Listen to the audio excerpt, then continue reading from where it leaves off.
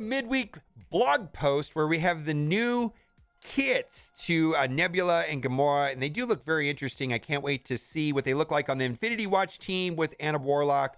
2 characters not released yet, and I'm sure there are tons of people out there that have high Red Star Gamoras and Nebulas that are like, yes, because Nebula's never been good in this game, and Gamora was maybe good like the first 6 months, maybe, I don't know. She was always kind of considered to be like the weakest on the Guardians team. We're going to go over it. There's a lot of subtle things about how Gamora becomes empowered, and also we've got a lot of questions about how the assist mechanic is going to work on Nebula. But the deadliest duo in the galaxy, greetings, Commander. 2 of the galaxy's most infamous stepsisters are undergoing epic transformation in preparation for the Infinity Watch joining the battle, but their upgrades will help evade the Infinity Watch as the new top dog in battle. Today we're showcasing their new ways they'll be inflicting pain upon their enemies. Let's dive in. Gamora, the deadliest woman in the galaxy, is getting a whole lot more power. Gamora will soon be empowered. Now, she becomes empowered when she has no charges, and she gets charges if there are non-Infinity Watch members on her team. And every time she takes a turn, she loses a charge. So she will be empowered when she is on a team of full Infinity Watch. But if she's on a solo plug and play, then she'll have 4 charges apparently, and it won't be until the 4th turn until she becomes empowered. So it's kind of a little different than we thought. Just like the hour before, when Gamora becomes empowered, she'll have access to new set of abilities. Different from Thanos, Gamora's empowered state is based on the charge mechanic. It's a bit intricate. You want to read her updated abilities below carefully. Along with her new empowered state, Gamora is also getting massive boosts to her stats across the board. And it's safe to say that her job as Infinity Watch is damage. With all of her combined updates, you'll feel as Gamora is capable of taking out an enemy on each of her turns. Yeah, it looks like her damage output's going to be through the roof. Let's skip down to her passives. It's always easier to read these kits if you start at the passive and work up. So this is her empowered form. If health is full at the start of a match, revive once with 20% of this character's max health plus 20% for each Infinity Watch ally. So that is kind of like a Ultron revive. Adam Warlock has that, and Nebula. And I'm going to guess that the other 2 Infinity Watch members will also have this Ultron revive type mechanic. On turn, flip defense up on enemy that has defense up. Then, when this character's health drops below 30%, apply taunt to the highest health ally and gain 2 regeneration for herself. That kind of reminds me of Stature and Ant-Man. Then, gain 15% piercing for each Infinity Watch ally. Gain 10% crit chance, and that applies to Guardian and an Infinity Watch allies. Also, apply 5% chance to additional allies, and then gain 100,000 resistance against defense down. So I'm guessing that basically right here, on turn flip defense up on enemy that has defense up is this applies to that. She's going to get massive stat upgrades. Nebula looks like she's going to get 20%, but Gamora 100% health, 40% damage, 600% armor, focus and resistance is crazy. Looks great. I guess her health is going to be way up there, and so is her damage. Her armor still looks like it's going to be kind of weak. Let's go to her empowered abilities, and then we're going to look at the changes to her normal kit, and then we'll look at Nebula as well. Now, Ultimate, Requiem, energy cost 3/5, gain offense hit for 2 turns, which is the same. Attack primary target for 600% damage. I believe it's like 400% more. On kill, fill speed bar by 100%, and this is kind of interesting. Cannot be dodged or blocked. Fantastic. Special, bring to run 4/6, clear death proof from all enemies. Yay! If enemy had death proof, apply +1 death proof up to a max of 3 to all Infinity Watch allies. Now, Adam Warlock's passive, which was in last Friday's blog post, said that whenever they gain death proof, let's see if we can find it, and when this character or any Infinity Watch ally gains death proof, apply safeguard to that character. And the reason why that's important is that safeguard mechanic basically says that positive effects on the team can't be flipped or removed. So death proof does not, you can't get rid of it. Thanos flip won't work. Doctor Strange flip won't work. It's kind of a powerful mechanic. And whenever they get death proof, they get Safeguard. Very interesting. Attack all enemies for 400% damage. Apply heal block for 2 turns. Cannot miss. So that means that she can't be blinded. Then basic attack. Attack primary target for a lot of damage and apply bleed. And then bonus attack 2 more times. Looks very strong. Let's go and look at her non-empowered kit, which is slightly modified. And we're going to skip down to her passive first.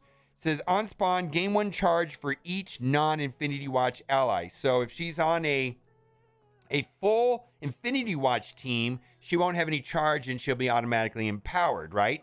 But if she's on a team that doesn't have, that has some not, it kind of locks her into this team, kind of like empowered Thanos. Also, someone was bringing out that if you put a Gamora on a team and then Silver Surfer targeted her, then she'll become empowered. Kind of fun, right? With his ultimate turn 1. If health is at full start of the match, revive once. So that's that Ultron revive mechanic.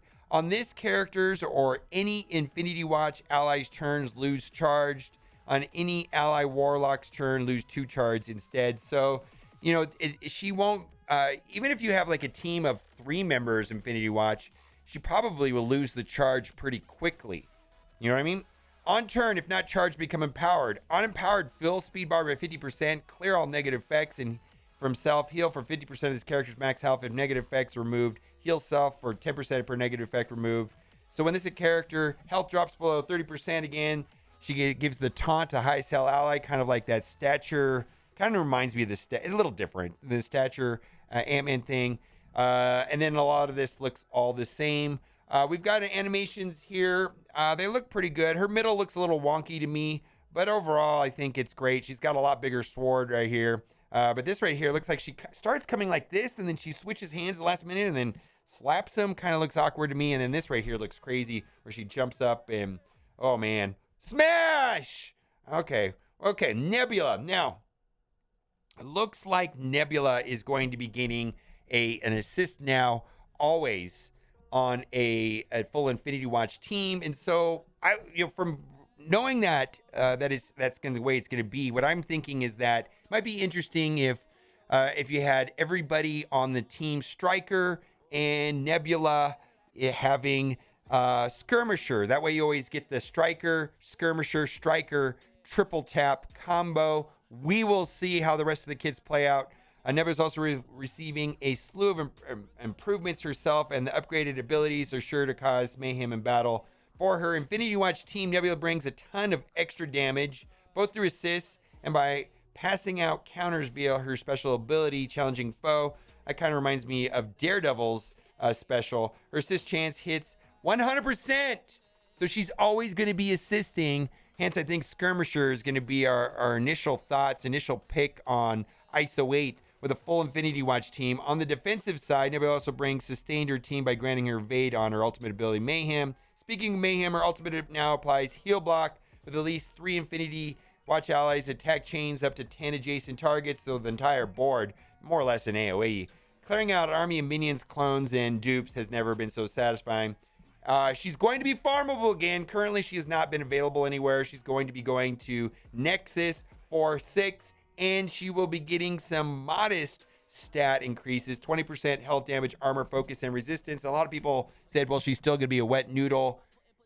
Maybe. And okay, we're going to read the basic first because this is the one that I have a lot of questions on it. And attack primary target, fine. Gain speed up. Check this out. Attack primary target for more damage and 10% of this target's max health. Gain speed up. Now, as of right now, we have no information if this is the same on the assist encounters. Also, assist encounters are not always the same as basic attacks, and there is no place in game to find this information. You have to go to the third-party website, msf.gg, and if we look at the kit now, currently the assist and the basic attack are the same, according to msf.gg.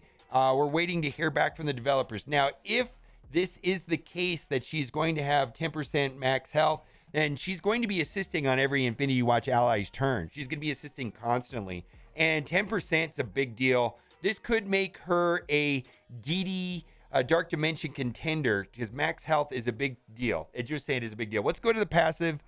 Let's go to the passive and read that, and then we'll go back to the ultimate special. On spawn, gain speed up. Nice. If health is a full at the start of the match, do the Ultron revive type mechanic. On revive, gain death proof. When she gets death proof, she also will gain safeguard. On turn, apply assist now plus speed up to one random Gamora ally. So Nebula will be assisting on all Infinity Watch allies' turns because of her passive here. And then Gamora, when Nebula takes a turn, she will be assisting Nebula. Great, makes a lot of sense. Gain 20% assist now player and plus 20% per Infinity Watch ally. So when there's a full Infinity Watch team, that means that she will have 100% assist chance where Skirmisher makes the most sense. Her ultimate attack primary target for 350% damage and apply heal block. Chain 2 adjacent targets and apply heal block. If this character has 3 or more Infinity Watch allies, she's going to basically hit the entire board. 10 adjacent targets, which is great. Gain 2 evade. Apply evade to all Infinity Watch allies. That's huge. Evasion is great. Counterattack brace this chain, but if it's in an Infinity Watch ally team, cannot be counterattacked. Attack always crits if the target is summoned or cloned. Go away minions, right? Then also her special attack primary target for 310% damage plus 2 counter. Apply 2 counter to all Infinity Watch allies. That definitely has kind of like a Daredevil feel. I'm pretty excited about them. Looks like they're going to have to work inside of a full Infinity Watch team to be the most effective. But the main thing that I just don't know, and if I find out at the time of if I find out like immediately following making this video, I'll put it in the top comment. I'll pin the comment. Is this going to apply to assist and counter? Because if so, then that means every time an Infinity Watch takes a turn, Nebula is going to be assisting, and 10% target max health is not a joke. It's not a joke. It's like adding an extra, some of these characters now have 400, 500,000 health. That's adding like a 40 and 50,000 extra damage right there, which is not terrible. We'll have to see if that comes into play. The team is looking promising. Of course, there's going to be 2 more members to the Infinity Watch team that have not been announced yet, at least not publicly. We've got some rumors on what they're going to be, but I'm not sure what the kits are going to look like. And then it looks like it's going to be a strong team. What do you think? Are you excited? I imagine there's a lot of people out there that are super excited because they have like 6 red or 7 red Nebulas and Gamora. Nebula's never been useful, in my opinion. Her kit has always been relatively good, but it's been just so weak and wet noodle. And 20% stats, probably not enough to make up for that, but looks like she's going to be applying evade to the team on her ultimate, counter on her special, and then if her basic, and if she's assisting all the time, 10% max health, that's not going to be a joke. Do you think it's going to be good? Let me know what you think in the comment section, and as always, thanks for watching, and keep on gaming. Bye.